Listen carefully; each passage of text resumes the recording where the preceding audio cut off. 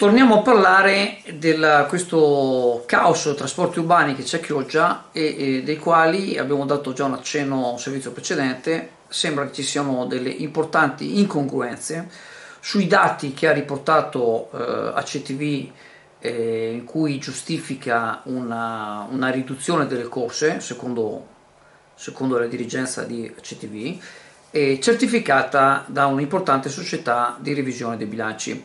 Ma un uccellino ci ha riferito che anche il comune di Chioggia ha consultato altre due società di revisioni e i conti non tornerebbero.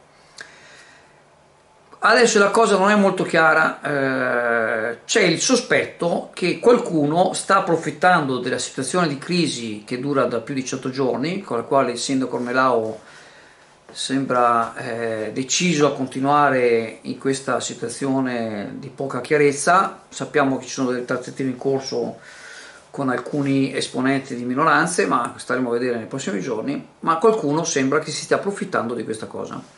Il sindaco è un poliziotto, secondo noi anche una persona onesta.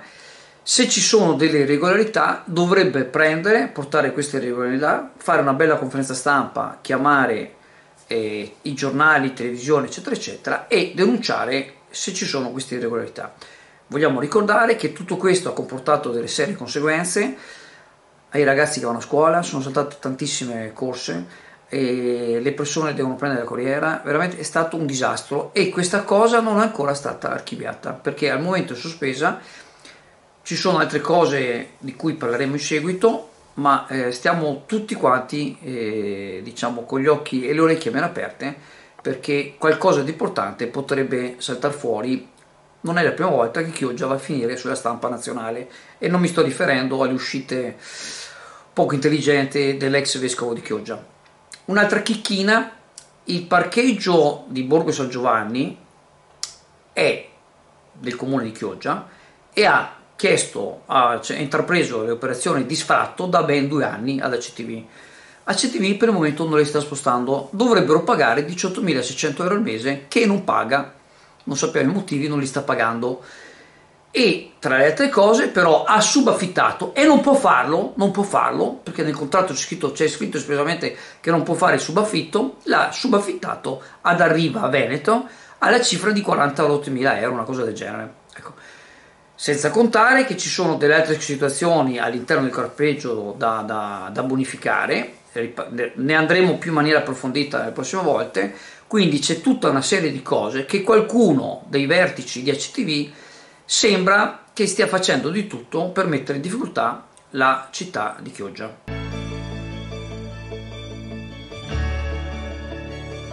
Carne al fuoco, specialità carne. Sughi gustosi, tagli ricercati, ricchi panini e i capricci di mare. Dal lunedì al venerdì puoi scegliere anche l'ottimo menù carne al fuoco, diverso ogni giorno. Il tutto servito o take away. Carne al fuoco in Viale Umbria a Sottomarina.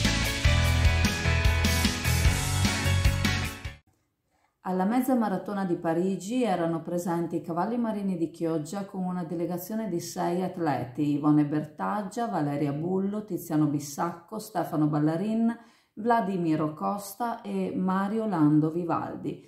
Alla partenza per la mezza maratona erano attesi molti corridori. Si tratta di uno tra gli eventi più popolari all'interno del calendario sportivo francese, che porta a una gara all'interno di uno dei più bei panorami della capitale. Un percorso di 21 km in un tratto abbastanza pianeggiante, adatto a principianti ed esperti. Le iscrizioni per la competizione si erano aperte ancora l'11 settembre dello scorso anno.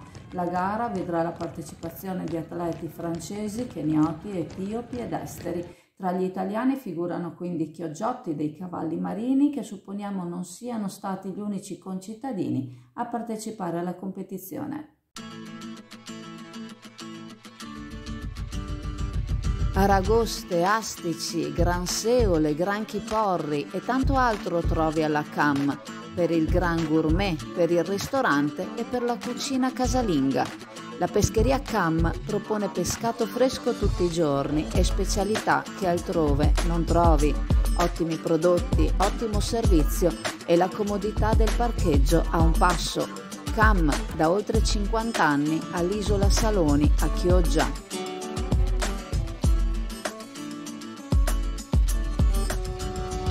Ciao Chioggia Azzurra, oggi per il nostro almanacco del giorno dopo una data storica, l'arresto 60 anni fa di Felice Ippolito, uno dei grandi protagonisti del rilancio industriale del dopoguerra, padre del nucleare italiano e presidente del CNEN, il Comitato Nazionale per l'Energia Nucleare, che aveva fatto dell'Italia la terza potenza mondiale nel settore dell'atomico civile, con le centrali di Garigliano Latina e Trino Vercellese. Ippolito, zio per parte di madre di Carlo Calenda, fu arrestato con accuse che divisero l'Italia tra innocentisti e colpevolisti. Come sempre accade in Italia, anche per i casi giudiziari, una questione di tifo da stadio.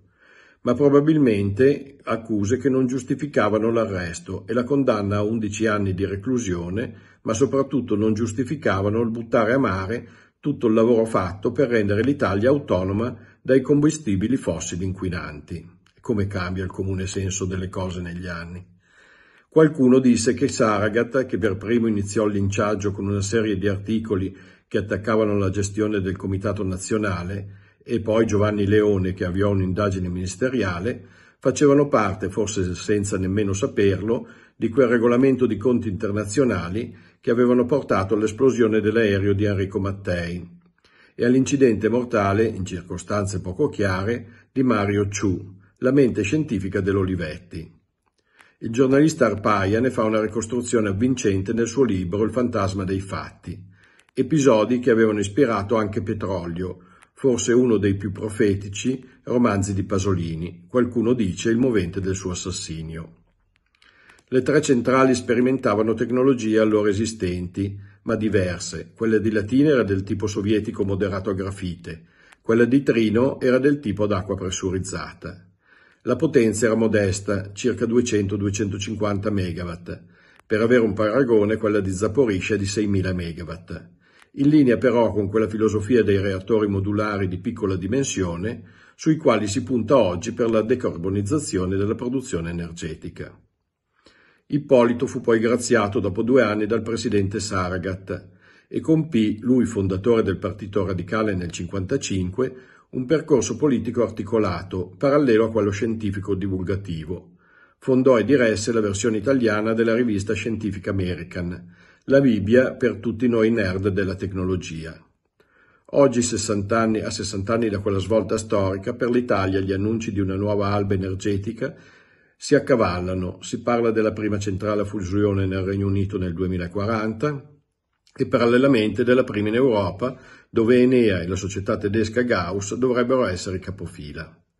Intanto c'è già chi prepara il salto tecnologico che dovrà seguire, con la realizzazione degli accumulatori per immagazzinare l'energia per la mobilità, e questa volta gli italiani sono ancora in prima fila, con le nozze fra le parmense IMA e il colosso Promech, dove la famiglia Vacchi resterà ai vertici gestionali, per la realizzazione di un nuovo stabilimento da 12.000 metri quadri nella nostra Motor Valley, per produrre macchine per la produzione di batterie al litio. Incrociamo le dita e che a nessuno venga in mente di ripetere la storia infelice di Felice Ippolito. Il 19 febbraio scorso è stata finalmente avviata l'implementazione del progetto Move In, monitoraggio dei veicoli inquinanti in Veneto, come previsto dalla delibera di giunta dell'agosto del 2022, nell'ambito del piano regionale per la tutela e il risanamento dell'atmosfera. Questo progetto, già attivo da anni in altre regioni come Lombardia, Piemonte ed Emilia-Romagna, è stato notevolmente ritardato in Veneto. Nonostante l'approvazione della delibera, al momento dell'attuazione non si è registrato alcun progresso sostanziale.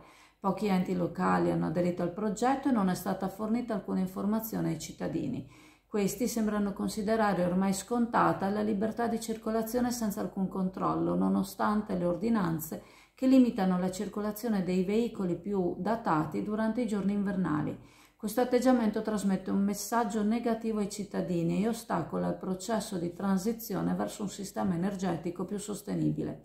Nonostante gli sforzi degli uffici regionali, la mancanza di coinvolgimento politico ha impedito che il progetto ricevesse l'attenzione e l'attuazione necessarie, nonostante il Veneto sia una delle zone più critiche d'Europa per quanto riguarda l'inquinamento atmosferico.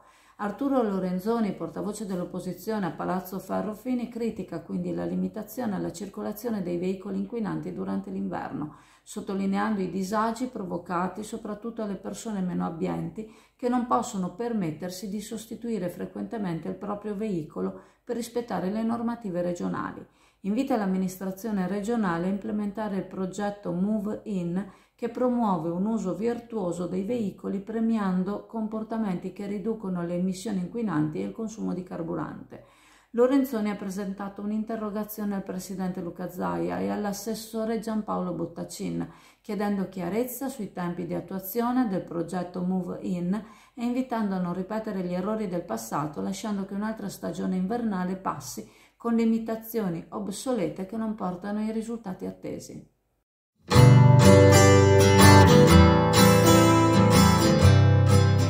Dal 1978 a Borgo San Giovanni a Chioggia la pasticceria Serenissima propone la sua caffetteria, la sua pasticceria artigianale, dolce e salata e le gustose torte per tutte le occasioni e ricorrenze. Gusta la tua colazione alla pasticceria Serenissima con la sua selezionata caffetteria e le sue brioche artigianali. Pasticceria Serenissima a Borgo San Giovanni a Chioggia.